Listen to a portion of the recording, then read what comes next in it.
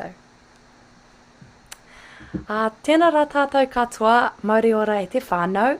Nau mai, haere mai, ki te kōrero nui o te pō, nā reira ko te kaupapa tuatahi he karakia. Tui ai runga, tui ai raro, tui ai waho, tui ai roto, tui ai te here tangata, ka rongo te pō, ka rongo te ao. Nau mai te ihi, te wehi, te wana, te mana, te tapu. Paupaua ki roto i tēnei kaupapa, paupaua ki roto i ēnei kōrero, paupaua ki roto i a mātou, mō tēnei wā. Haumi e hui e, tai ki e. So, welcome all to tonight's kaupapa, ko Molly apirira ahau, hiere ahau no te tai rāwhiti, no kotirana ki te tonga hoki, nau mai haere mai ki te kōrero tuarua. Welcome to the second webinar in the Ngā Haumi web wānanga series. Tonight's talk is Coal and Colonialism, a long and steady diet of dispossession. Ngā mihi ki ngā kai kōrero, ko Pere, ko Bianca, ko Hannah, tēnā koutou. We are joined tonight by Pere Huriwai-Seger, Bianca Ranson and Hannah Huggan. Unfortunately, India is unable to make it as they are under the weather, but we wanted to thank them as well. We welcome you all here and want to thank you for donating your time generously and your knowledge as well to our discussions tonight. Just before we get to know each other a little bit more and get to our panel discussion, here's a few housekeeping information for each other. Our tech support has just put it in our group chat. So if you have any partai, please use the Q&A function on this webinar. If you have any issues throughout the panel, please message tech support, and we'll be recording this webinar and uploading it onto YouTube after so people can access it. Yeah, that's all the housekeeping rules. So as I mentioned earlier, this is the second talk in our series, and last week we heard about campaigning to win against the fast tracks as we go into 2026, which brought some really rich kōrero on the Fast Track Approvals Act and how it's taking shape today, how our communities are experiencing it in real time, and the resilience of community-led campaigns that are grounded in community and whanaungatanga. So tonight, we look to discuss coal mining and other forms of colonial climate violence and how its means of colonial dispossession. So we'll be looking at the Fast Track Approvals Act and how it's not only a colonial tool by itself, but a part of a bigger picture and pattern of indigenous dispossession for colonial climate-driven extraction of fossil fuels. So before I get too ahead of myself and become the only one talking, I wanted to give our panelists, Pere, Bianca and Hannah, who we feel really fortunate to have with us tonight, an opportunity to introduce themselves. So I'll pass it over to you, Pere. Tēnā koe Molly. Tēnā tātou, ngā mihi o te wā, kia tātou katoa. Tuarua, e mihi ana ki o tātou kai whakahaere o tēnei hui. It's awesome to come together. Really appreciate these proactive sessions that bring us together to wānanga like this. Kia ora tātou, my name is Pere Huriwai-Seger. I'm descended from Ngāpuhi, Ngāti Porou, Te Atiawa and Te Whānau Āpanui. Currently living in Otaua, just outside of Kaikohe, Te Pū o Te Wheke. And yeah, happy to be here. I'm not an expert on coal, but I'm a bit of an observer when it comes to colonialism. So I'm happy to be here. Kia ora. Ngā mihi Pere and Bianca. Tēnā tātou katoa, he uri tēnei o Ngāpuhi nui tonu, ko Ngāti Kahuki Whangaroa te hapū. E noho anau ki te mautiri o Waiheke anai ko Bianca Ranson tōku ingoa. Kia ora everybody. I'm Bianca and I live out here in the middle of, out in Tikapa Moana, out on the Hauraki Gulf Farm, Waiheke. I am a national conservation advocate with Forest and Bird and also the chair of the Aotearoa Climate Action Network. And yeah, just happy to be here today to talk about this important kaupapa. Thank you for organising. Yeah, kia ora. Mihi ana, Bianca. I'll pass to Hannah. Yeah, no mai, haere mai. Tēnā tātou, ko Hannah tēnei, he uri ahau no te atanga māha ki rongo whakaata ngai tamanuhiri. on my mother's side, I come from the East Coast, and from my dad's side, I come from Scotland. Yeah, I'm a member of Ngā Haumi, so we're working on a campaign to stop the Rotowaro coal mine expansion, which is we heard about a bit last week, and I'm happy to speak to that tonight as well. So yeah, I'm a member of Ngā Haumi, a student as well at the University of Waikato. So yeah, just really privileged to be here tonight alongside the other panelists to talk about this really important kaupapa. Thanks for having me. Ngā mihi nunui koutou. So just to place, I guess, this kōrero within, I guess, the context. Obviously, the whole world, you could argue, is shaped by coloniality, at least the modernity we live in. But lots of that is really specific to Aotearoa, as obviously the Fast Track Approvals Act is.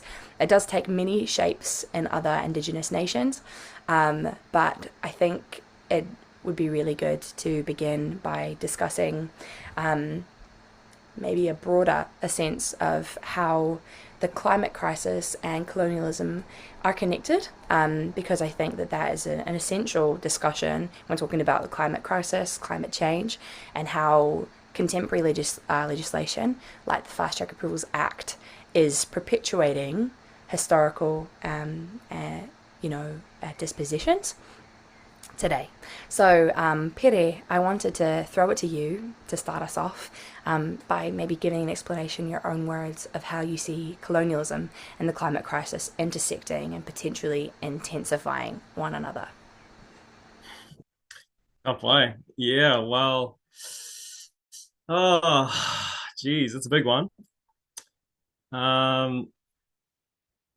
Colonization and climate change. Yeah, I mean, extraction of resources is one of the cornerstones of colonialism, and essentially, taking the fastest shortcut that you can to produce a product or finance for yourself.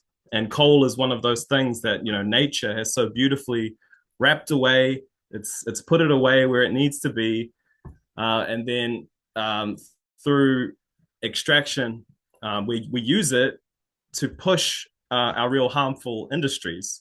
The industrial war complex. Here in New Zealand, of course, the dairy industry uses a lot of coal. And so the relationship is very clear. And in terms of how Indigenous values, mātauranga Māori, Indigenous storytelling fits into there, is for me, our Indigenous storytelling helps to connect us with the natural world.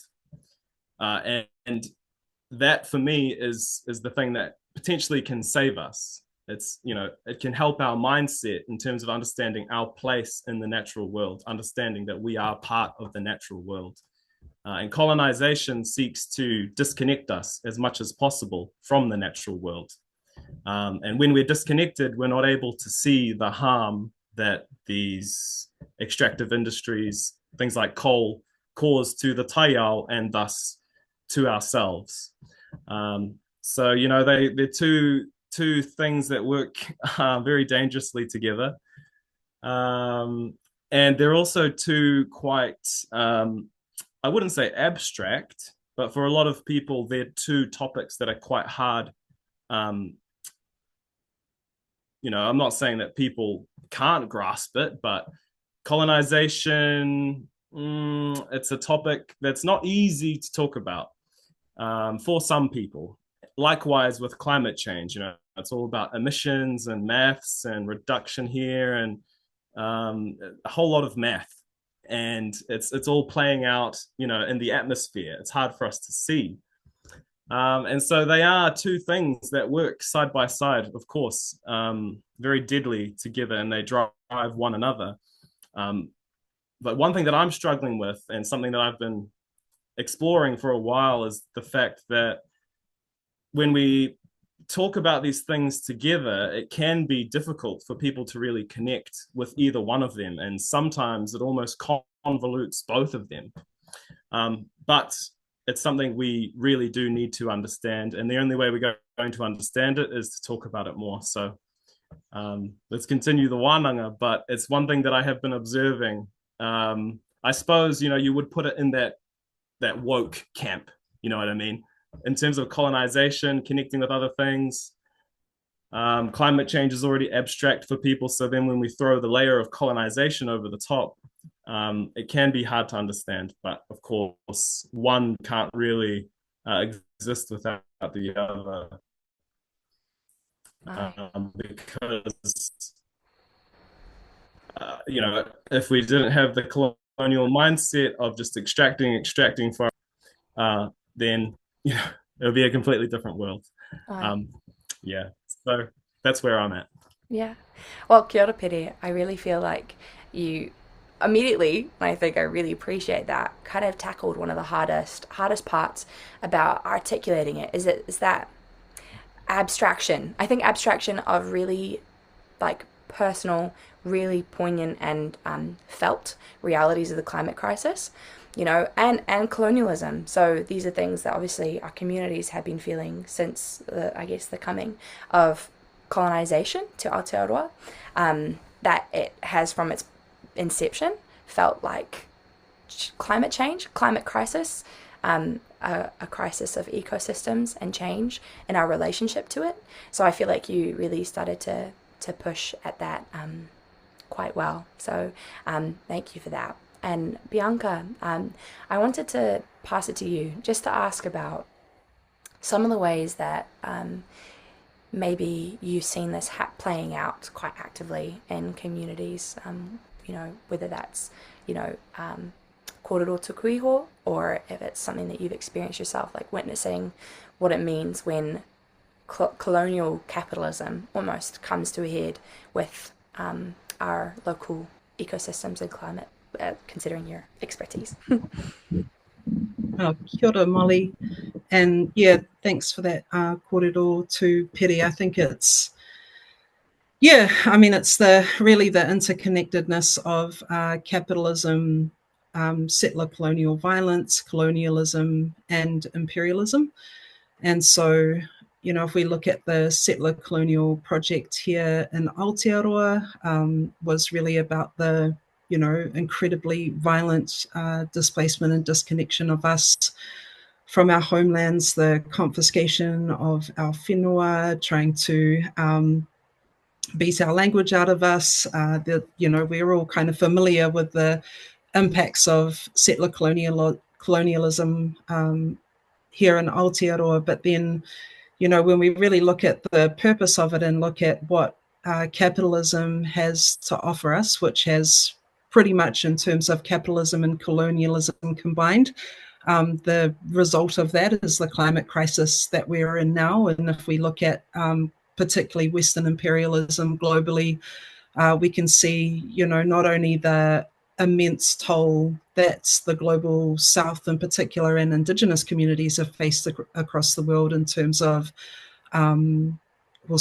settler colonial violence, but also extractivism and extracting resources and, you know, abusing human rights and labor in order to obtain those resources and then take them off to rich global North countries into the West, you know, where it's completely disproportionate the amount of emissions that are contributing to the climate crisis that we're facing now. And I guess here in Aotearoa, New Zealand, it's really just a microcosm of that. And so when we see, you know, the privatization of our whenua, the disconnection between our active kaitiakitanga and our whenua being deemed as natural resources, and the way that has really been at an enormous cost, not only to us as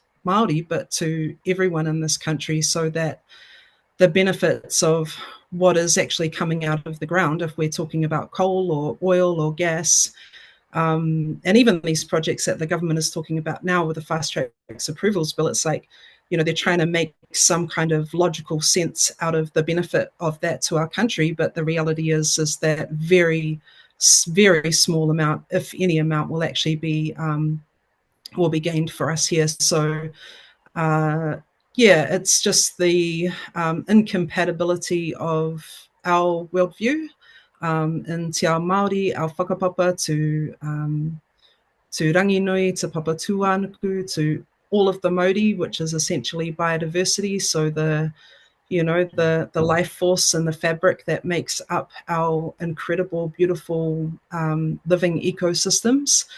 And just the plunder of that in order to line the pockets of the few. And those pockets have become extremely wealthy. And so with the, just the impacts of, I liked what you're saying, like Pere, just about how it kind of gets packaged up into the whenua, because we're really talking about carbon that has been stored over millions of years, and then over the past 200 years, particularly since the Industrial Revolution, has just been extracted and burnt at a rate that has seen our, we've all kind of seen the graphs and seen the damage that's done to our environment and to our atmosphere.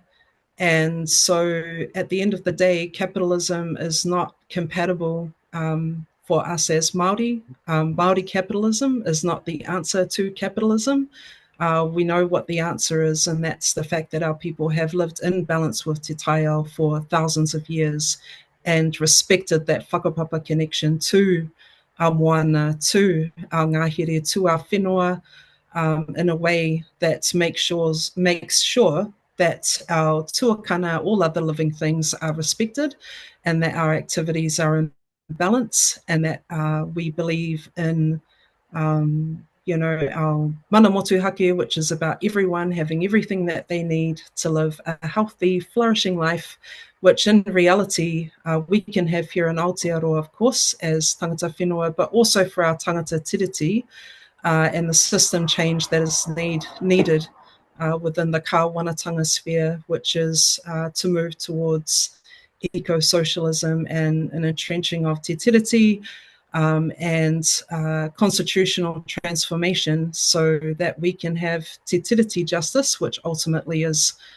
climate justice here in Aotearoa. So we need to kind of look at it in terms of the systems that are kind of married to colonialism and Western imperialism, and underpinning that is capitalism. And it's not compatible with our future, and we don't have to live this way, but it's going to mean that we're going to have to have a really serious conversation with the working class, with tangata whenua, with all of us that are really feeling the impacts at the moment. The middle class is now feeling the impacts of the cost of living. We've been in a cost of living crisis as tangata whenua since, settler colonial violence wreaked havoc on these shores. And so, I think that there's, a lot of hope for our future, but we've got to have some really serious conversations as a nation about how we are going to seriously, deal with the climate crisis and what that means around te tiriti justice and system change as well. Hi. Kia ora, Bianca. That really summarised it for me, at least. I feel like some of the kōrero that Hannah and Ngā Haumi and other Haumi, have been having is to do with whakapapa to coal, actually, which is really interesting. I think this idea first came to me when I was reading about Banaba from Teresia Taiwa, and she spoke about the relationship of Banabans to the whenua, which was being extracted for phosphate mining, came to their shores, took all the phosphate, which included their people and their people's opportunity for longevity and to live alongside their ancestral homelands. And when I read about this, she said it was around agriculture. So obviously phosphate mining is a form of mining that's been used for fertilization of agricultural whenua in Aotearoa. And I see that as a huge relationship, a massive impact on our own stories and the impact of colonization and the imposition of agriculture as it stands, which I think, so when you think about coal, you know, coal is a part of the whenua. It's a part of Papatuanuku, where we come from, and even though it's that word coal that almost, you know, removes it from its place, where it's packaged and stored and kept for us. So I wanted to ask Hannah about this, about maybe this kōrero that we've had, how that whakapapa relationship to coal as a you know, part of our whenua, and then also how that relates to, just your thoughts on that, I guess. Kia ora, Molly, and thank you, Pere and Bianca, for your previous kōrero. I think it sets us up nicely to really delve into tonight's kōrero. So coal is whakapapa. You know, the idea of whakapapa itself, you know, we know that all matter has whakapapa. Everything has whakapapa. Everything holds a relationship to everything else, and that extends across time to include the past, present, the future. And if you take one definition of whakapapa to be the layering of, and papa being papatuanuku, coal is a material that's 30 million years old, that is built up over time, is layered like the whaka of organic material, papa, over millions of years. And so coal has been reduced in the eyes of colonial capitalists who want to take it. You know, you don't see coal as our tuakana, as something that was created before we as humans were even here. And don't see it. They don't see it as something autonomous, as something that deserves respect, coexistence, or that it might even have its own modi and its right to sit within its community. But through whakapapa, we can understand that picking up a piece of coal, you're not just simply holding coal, you're holding the millions of years that it has existed in order to form itself. And so there's the idea of whakapapa, particularly for considering coal itself, considering its relationships to everything else, considering the appropriate relationship for us with this material. And then there's also thinking about how coal is the world's most polluting fossil fuel and the single biggest contributor to climate change. And so if we think about whakapapa context in terms of our intergenerational obligations,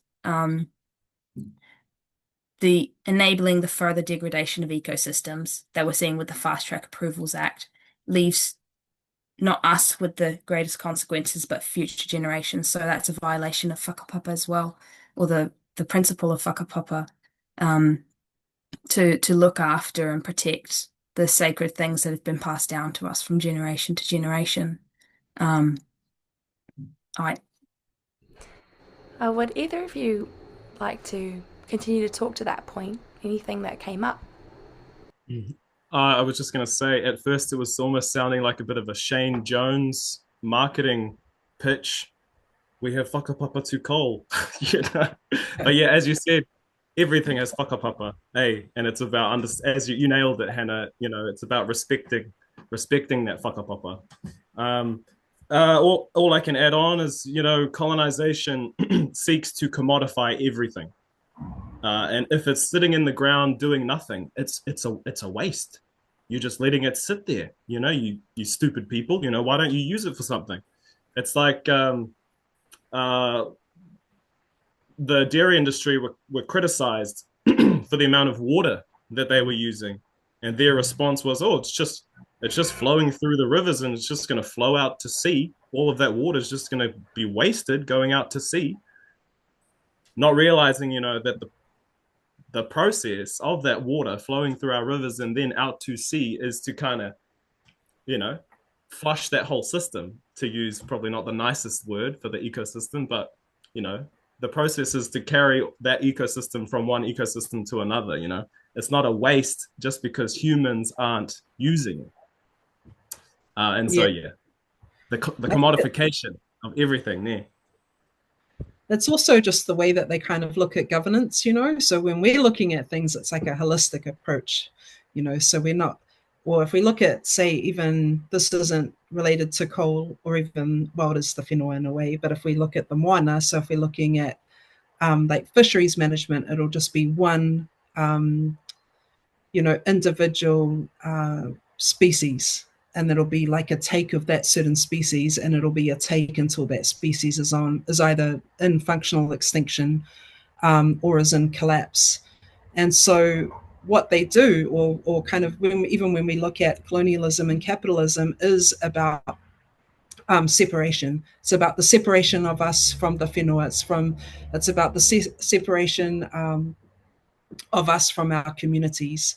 When we're looking at governance of resources, and when we're looking at extractivism, it's just about this one thing and what we're going to get out of it. And the reason that the fast track approvals bill is so act is so dangerous is because, you know, when we, and particularly around, obviously it's undemocratic, it overrides all of the different conservation laws, it puts power into the hands of 3 ministers to make decisions, but it also is an attack against te tiriti. And te tiriti is, you know, we're not just seeing it with this one piece of legislation, but we're seeing these kind of anti-te tiriti attacks across the board. And the reason for that is because it is a roadblock to extractivism.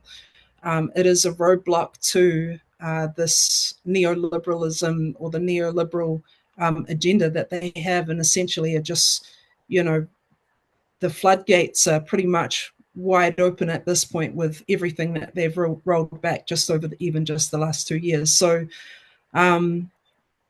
we're witnessing the doubling down and desperation of capitalism to survive in a world that isn't compatible with capitalism's future, because you cannot have, you know, you just can't have an ability to continue to take and take and take so-called natural resources on a finite planet. It's incompatible. And it's also incompatible with the rate that it's happening at. But it seems that the extremely wealthy would rather us all go up in flames or away in flooding, or, you know, just everything that we're starting to kind of experience with the extreme weather events that we're seeing, to line their pockets even further at the expense of not only, you know, our communities and the majority of people, but at the expense of their own livable future as well. So we need to have some really honest kind of national conversations about where we're at, and based on actual science, like, you know, the IPCC report, which is like thousands of world leading climate scientists that help to inform, you know, good climate policy. And we've got a current government who are climate deniers, they're science deniers, and they are extremely dangerous. And I think people don't necessarily understand how dangerous this is, because people are also living under the pressure of capitalism every day and trying to pay the rent and look after your tamariki and put kai on the table and all of the basic things that we need to do to survive. So yeah, I think it's absolutely crucial that we don't lose the focus on the Fast Track Approvals Act in the lead up to election. You know, having a stable job, having a warm home, or even a roof over your head, having access to healthcare, all of these really basic things seem to be coming in a very weak way to the fore with this kind of election campaigning that we're starting to see out of the kind of leading parties. But we really need to centre the importance of us making sure that decisions that are being made around te taiao are made with hapu, with whānau and hapu of those areas, that are not overriding democracy and te tiriti and are being made in a way that is not exacerbating, the current situation that we're in, and particularly with us as part of Te Moana Nui a Kiwa, and looking at the dire impacts of the climate crisis on our, on our Pacific neighbours. We have a responsibility. We have a responsibility to ourselves, and we have a responsibility to them to make sure that we really centre te tiriti and environmental justice in the lead up to the election, because there's going to be a lot of things that will dominate in the media and dominate the kōrero, because they are the things that are impacting people's everyday lives. But we need to be able to show that we can't have a healthy economy or a healthy community without te tiriti justice and without thriving living ecosystems that aren't being extracted, and whole, species and incredible ancient forests like in the Denniston Plateau that is going to be completely annihilated by the expansion of the coal mine there. I mean, there's no shortage of list of the fast track projects that are coming up. So we just really need to keep those at the forefront of our minds, and not lose sight of exactly what has happened to Te Taiao and to our treaty as well over the last 2 years as we head up to the general election. Yeah, that's a really important point. All these things that have happened since the last coalition government, or since this coalition government was elected, that these things have impacted our lives so drastically already that, looking to those points in the next lead up to the next election is important. So thank you, Bianca. I think you touched on the, lining people's pockets. That really is what it is. It's trying to take money away from the working class, or the people who are working in these industries, people who are now, as we know, being impacted most heavily by these legislative decisions that are being made by this coalition government. But we've been looking at Rotowaro specifically, the mining continuation project, and there are companies who are, specifically involved. So, Hannah, I wanted to pass to you to maybe talk a little bit more about, coal is one thing, it gets extracted and turned into another thing, which is used across many different industries for many different purposes. So, who are these, industry players, I guess, if you wanted to talk, to that? You're muted at the moment. Thank you.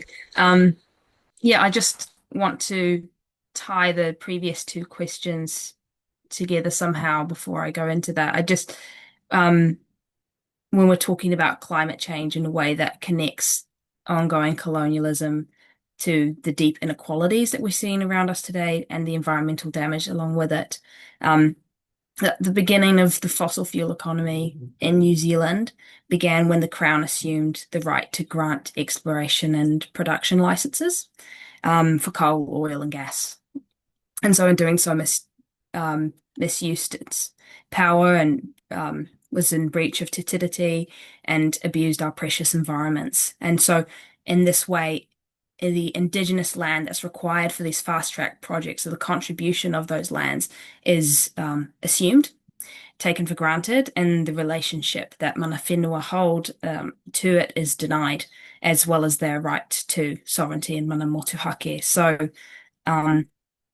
the economic logic of, there's no logic to it, but the economic logic of capitalism that drives something like the Fast Track Approvals Act, it sits outside ethical, social, and ecological life. It's just nature is reduced itself, and its contribution is also denied. It's a mechanistic view where we see things as resources, commodified resources for us to use for our own ends. And so in a climate crisis, despite warnings of ecological collapse, and the world leaders and scientists and environmental defenders are calling for it to stop, saying there is no future for fossil fuel production, this government feels that it can accelerate it. And So with Roto Waro specifically, it's Bathurst resources that we're seeing doing the same thing in the South Island, in Te Taipōtini with the Denniston Plateau, and in Waikato they're doing it alongside tallies. Um, and so I hope that answers your question. Aye. Yeah, that does. The I guess, yeah, the discussion around Te Tiriti o Waitangi is also really significant, and obviously bridges a lot of these discussions. And Pere, I know that your work has looked into the many ways that Te Tiriti o Waitangi and he whakaputanga is being degraded by any number of legislative projects that this coalition is putting through. Did you want to talk a little bit about how Te Tiriti o Waitangi specifically impacts the maybe some of our, or how it should shape our discussions about the Fast Track Approvals Act? Yeah. Ooh. Oh, yeah, geez. Well, I mean,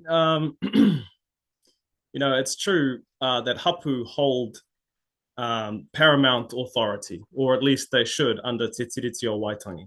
Paramount authority in terms of how resources are managed, absolutely.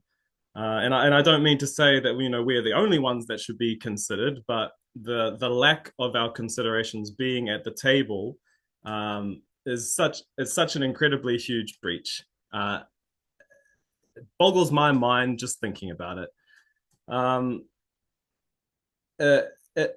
Te Tiriti o Waitangi and us honouring Te Tiriti o Waitangi as a mechanism to resolving environmental harm in Aotearoa is it's essential. The question is how do we get there? And for me, it comes back to us, needing to tell our stories more. There are many examples of kaupapa Māori across the country who manage themselves differently in a more taiao-centric, more sustainable way. And when we focus on those kaupapa, it helps people to understand that having Māori at the table, on those governance boards, at decision-making tables, will be a good thing, not just for Māori, but for all of Aotearoa, not just Aotearoa, but the whole world. But just on one other thing that I was thinking of, was that often we say that coal and these extractive industries, capitalism, is not conducive to the indigenous worldview, but it's also it doesn't even support its own view. Capitalism is a self-devouring system. As Bianca said, we are a finite planet, and just the endless growth, endless extraction. We're more likely to go to Mars than we are to end the extractive capitalist colonial mindset. And that's probably the route that they all want us to go to. Forget this planet, let's just take another one. And my mind has moved away from thinking, oh, they're all climate deniers, to just thinking they literally don't care about the little people who are going to suffer first from climate change. The richest of us, they're going to be able to lock themselves in their little self-contained house that has its own climate. They've probably got their own little horticulture setup. But it's the little guys anywhere around the world, small-time indigenous farmers looking after their communities, who are going to be hit first by, or are being hit first by this. And it's a big fight in front of us, Te Whānau. But I don't know if it's about convincing people of the science of climate change, or if it's about just convincing people that we need to get away from the greed. We need a whole culture shift. And I find us getting lost in the science of climate change and carbon credits and all of that kind of stuff. And my position is more around the fact that we just need to focus on Some of the more basic things, like here in Aotearoa, for example, you know, we can see the water pollution quite clearly in front of us. The things that are affecting us on the ground in terms of environmental harm, we can see them in front of us. But for climate change, it's a difficult one. And I struggle, you know, like even say what's going on, for example, the various genocides around the world. It's hard to think about climate change when you see what's going on in Gaza, for example. It's hard to think about climate change when there are those types of things happening. But the industrial war machine is driven by coal. It's driven by burning fossil fuels. And so I guess what I'm trying to say is, you know, when we're talking about climate change and thinking about how to get, you know, save ourselves from climate change, there are often the other things that are there that aren't being talked about, but I think is easier for us to connect to. Things like the bombs literally being dropped on babies. Oh, and by the way, they're fueled by coal. You know what I mean? They're driving climate change, by the way. And so I think, you know, if we focus on things that connect us as humans very visibly, that we might be able to have a better chance of convincing people. And in terms of Te Tiriti o Waitangi, I suppose it's just, again, look at our taiao. Look at our beautiful, clean green Aotearoa. Our wetlands, our awa, our moana, our ngahere, we're losing them. Our biodiversity, we're losing it. So yeah, aroha mai if that strayed from the partai, but that's where my brain is. E kao Pere e wā, that was, I think, brought in very important, poignant discussions about it. And I struggle with those emotions too. I get, you know, it's really, it makes me so angry, you know, thinking about what it is that we need, like trying to convince people, I guess, in government, you know, about what it is that we know we need and we've known we needed, because it's the way that tupuna have done it, you know, that whanaungatanga you kind of talk on, like knowing each other's stories and being in relation with one another is one of the ways, at least for myself, I see the climate crisis coming to, you know, hopefully, you know, there's a justice that we can start to move towards. And I think I was wanting to hear from each of you, so answer it in whatever order you wish, like what justice you hope for us to be collectively working towards and what it might look like for you, for us, for everyone. Hi. So maybe Bianca, if you wanted to take that one. Oh, sure. Yeah, I thought I might just start with what's happening in Palestine with the genocide in Gaza and the so-called peace plan that's supposed to be led out by Donald Trump that has been violated 393 days since it was set in place. And Palestine is at the tip of the spear of capitalism, colonialism, imperialism, and the climate crisis. They are absolutely are linked, and they are taking that in the full force for the world. That is Western imperialism and the power of the death machine, the capitalist death machine that is the military, that the might of the military that we're seeing over there, being perpetrated by Israel with the full backing and arms from the United States of America. And we've got to be really clear in the way that we look at what's happening in Gaza and look at what's happening in Palestine and where that is within the region and the strategic positioning and importance of Israel to the United States, who, as we know, have interests in oil and extractivism, which contribute to the climate crisis. So, yeah, what we're seeing there, what we're seeing in Sudan, what we're seeing in the Congo, you know, is all obviously directly linked to all of those things. I guess moving forward for us here in Aotearoa, you know, the times that we're in, the stakes have never been higher. We cannot have status quo kind of responses to what we've seen from this coalition government, or what this current political moment requires of us, is so much greater.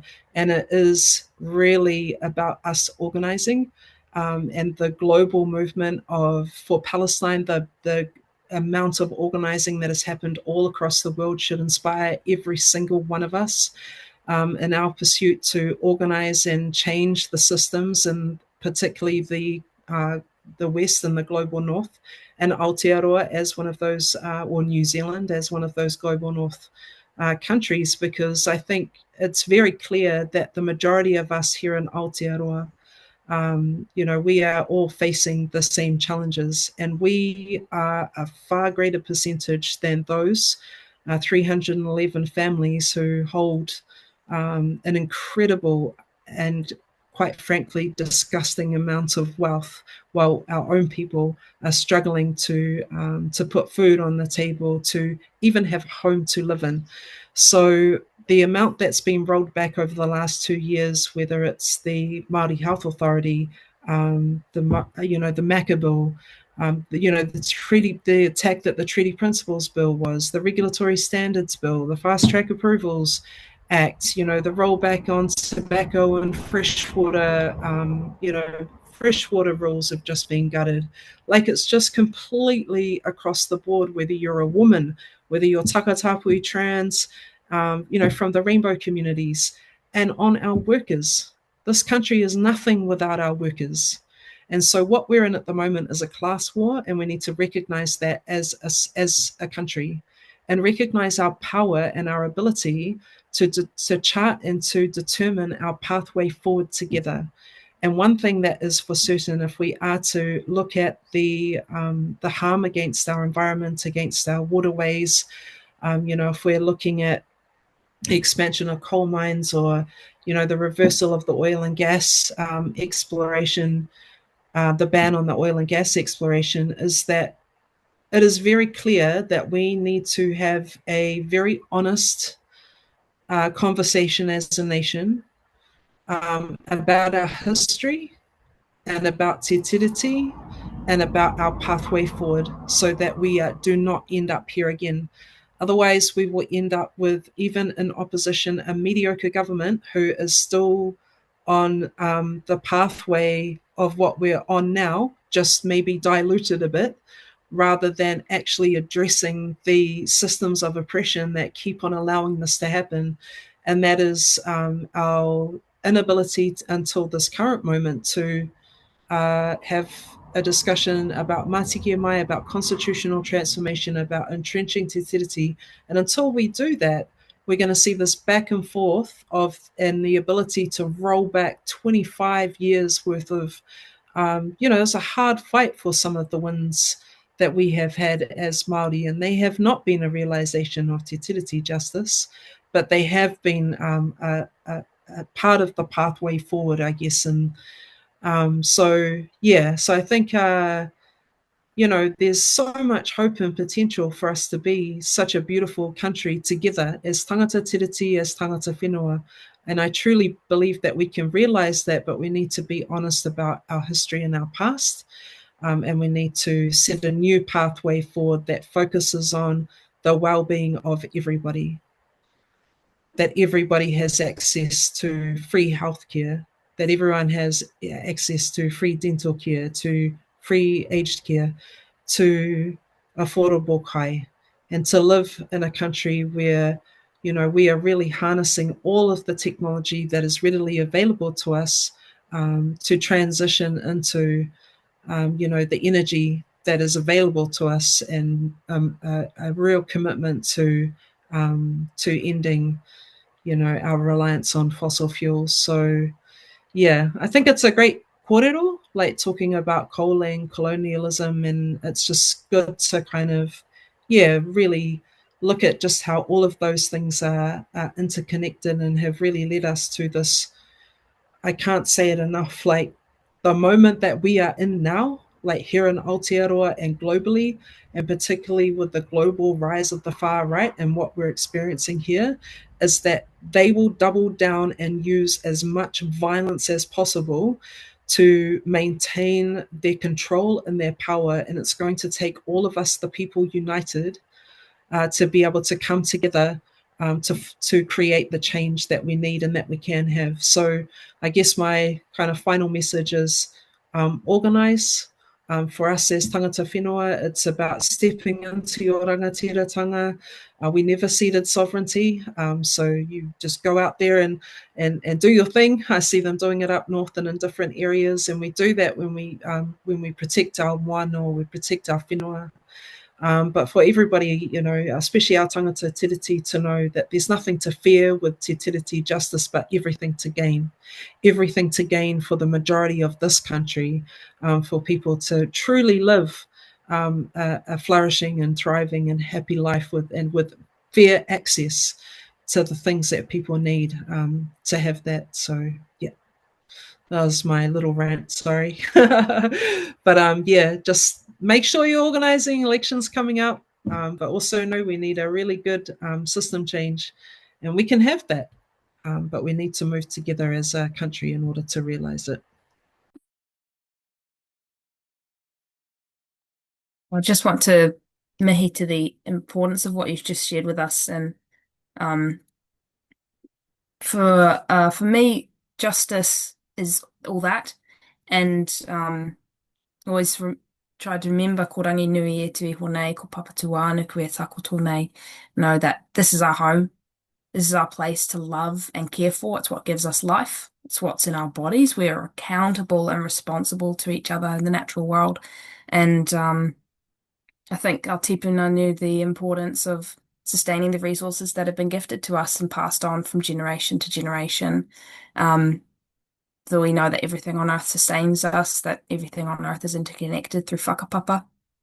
And so I think te tiriti is the central po to our climate action. It has to be, and for the sake of the well-being of everyone here, for the protection of whakapapa and the well-being of both planetary life and future generations. There's no future for fossil fuel production.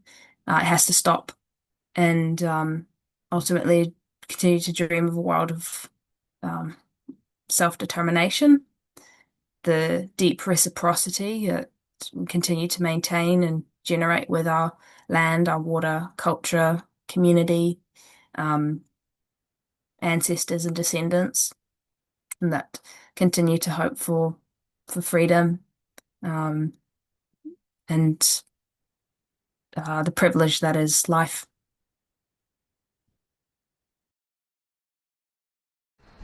Yeah, Pere, for your final thoughts. Yeah. Yeah, I just want to mihi to you, Hannah and Bianca, for your whakaaro and kōrero this evening. Lots to think about. What's justice for me? Probably sounds really simple and boring, but just our people being able to make informed decisions. And, that's around us having honest, open conversations. It's about us connecting with each other more. It's about us, becoming more human, returning to being more human. We're also detached these days and living on our phones, which I hate contributing to, as a content creator, but is what it is, But yeah, for us to return to papatuanuku, essentially, return ourselves into that space, return to the taiao. The kupu in te reo Māori simply means normal. So tiriti justice, from my perspective, if we can achieve te tiriti justice and have more Māori in governance positions that influence and shape Aotearoa, then it will help to naturalize things more, not just for tangata whenua, but for everyone. Because within our kōrero tuku iho, our mātauranga Māori, it encourages us to reconnect. It encourages us to go back to papatuanuku and to listen to ourselves, to listen to our instincts. We need to return to listening to our instincts. And when we do that, if we can achieve that, then we'll be able to have some of these bigger conversations about a cultural shift here in Aotearoa, a much needed cultural shift. But the capitalists and the colonizers, of course, they're extremely embedded. They control the media. I'm telling you, they control it all. And so, of course, it's incredibly hard. But being honest first and foremost with ourselves, understanding where we're at and just how disconnected we are and the need for us to slow down. And so I suppose what I'm saying is, for us organizers is for us to be helping those who are on the bottom, allowing them some breathing space. Addressing this cost of living crisis is essential simply so that we can have that breathing space for us all to be able to slow down and wānanga about these important issues as we should. But instead, we're all fighting over scraps, and we don't have the ability to wānanga over those deep, important topics that need all of our input. In terms of politics and how our people vote, we're a long way off being able to utilize some of those higher level political strategies, like what Takuta is talking about in the overhang seats and things like that, very high level stuff, which we need. We need all levels of organizing to understand the political system. And so I acknowledge all of those levels of organizing and encourage us all to continue at the highest level. But also what I'm saying, I guess, is for us to not forget about those on the very bottom, those who are the furthest away from being able to make informed decisions. I don't know how we get there, how we help people to make informed decisions, but for me, it would be around addressing that cost of living crisis. But also, yes, as Bianca said, ngai Māori, yes, standing in our rangatiratanga, believing in ourselves, because there is real power there. And when we act in that power, but under our tikanga, guided by our kōrero tuku iho, it's a very safe space. So stand in your rangatiratanga, but don't forget tikanga as well. Don't forget being pono and basing what we do in aroha. But people being able to make informed decisions, that's justice for me. Kia ora. Ngā mihi nunui ki a koutou e te pātaka kōrero o te pō nei, kei te mōhio tātou e nei, nā o koutou kōrero, ka ora tonu tātou, engari me whawhai mō tērā. So, koe nei te wā.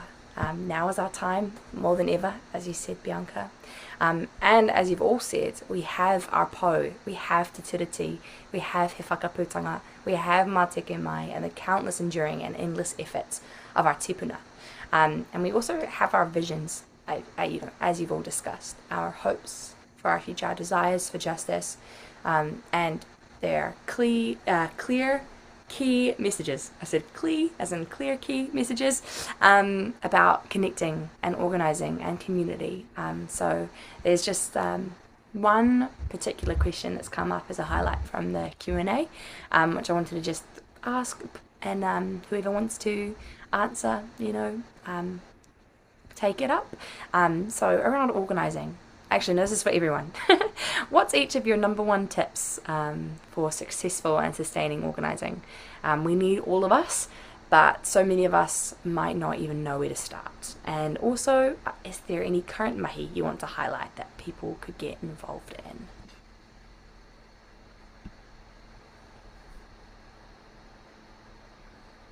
I think the first step to organising is get involved with your community. That's what I would say. Nothing beats the relationships that you actually have in person with people on the ground in community. Those relationships that you'll have, the friendships that you'll build, the comrades you'll make, the community you'll build, and as a result, the power you build from that is beautiful, and it has a huge amount of potential.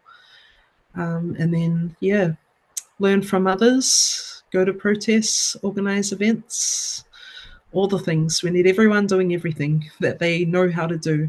They and Samar, amazing. Aotearoa Liberation League, incredible platform.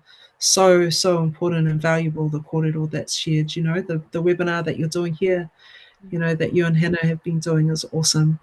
And then, yeah, I just think that nothing quite beats just getting involved on the ground. You know, if it's a protest and 10 people turn up, that doesn't matter. If it's 10 people or 50,000 people, you go and you make your connections and you have a kōrero with the people that are there. And yeah, and I think that if you are talking about something or there's a kaupapa that you're passionate about or that you want to raise awareness for, talk to people about it, you know, because you never know. You might have a conversation with someone who didn't know anything about it, and then by the end of it, it's something that they might not have a lot of time to put into, but if there was a protest where they know that it's really important for them to turn up once or twice a year, they'll come, you know, and it's just like that word of mouth thing about what's going on politically, what's going on in our communities, but also with your organizing, realize the power of your community, the people that live in your immediate vicinity, your neighbors, your street, you know, what is going on in your community. Connect in, because at the end of the day, as they double down, as the far right become more desperate to hold on to things and they use violence in order to achieve that, we're going to have to know each other and share with one another and support one another. And so as Māori, we know how to do that. It's called manakitanga. We're really good at it. We do that with one another and we do it with strangers. But we can also do that with our neighbours and with our communities as well. So yeah, kia kaha, and yeah, we have the power. Their power is, you know, they think that they hold the power, but the power is with the people. But we need to link ourselves up and start understanding our power and the issues we're facing and the solutions that we can enact in our pathway forward. Yeah, I just want to total all that around organizing, focusing on your community.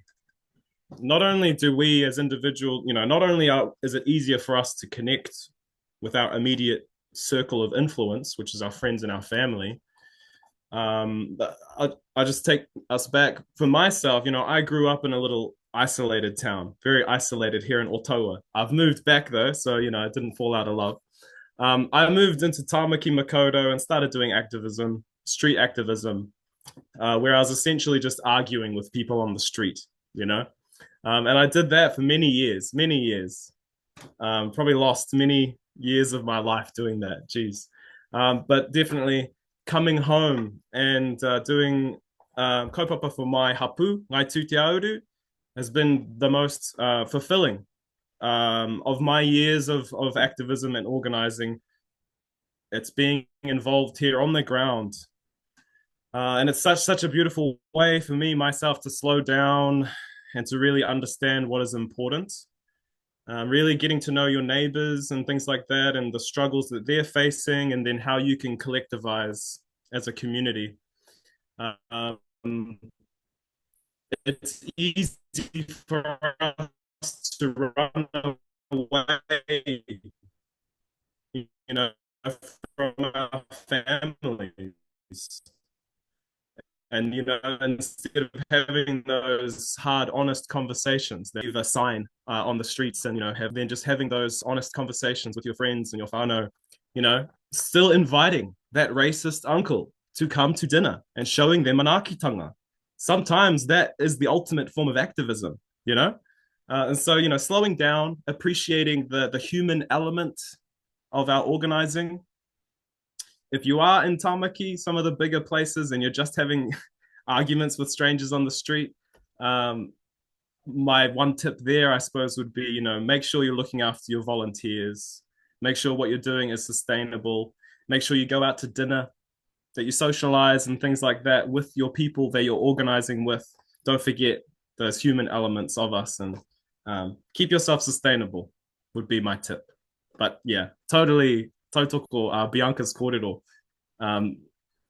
Grassroots, flax roots, the community level, it's real, you know, it's real. It's really real. And you as locals from that particular rohe, you know, that's where the mana really sits, the people who live on that whenua. And when the kōrero is coming from the people who live on that whenua, it can't be disputed from a te tiriti o Waitangi perspective.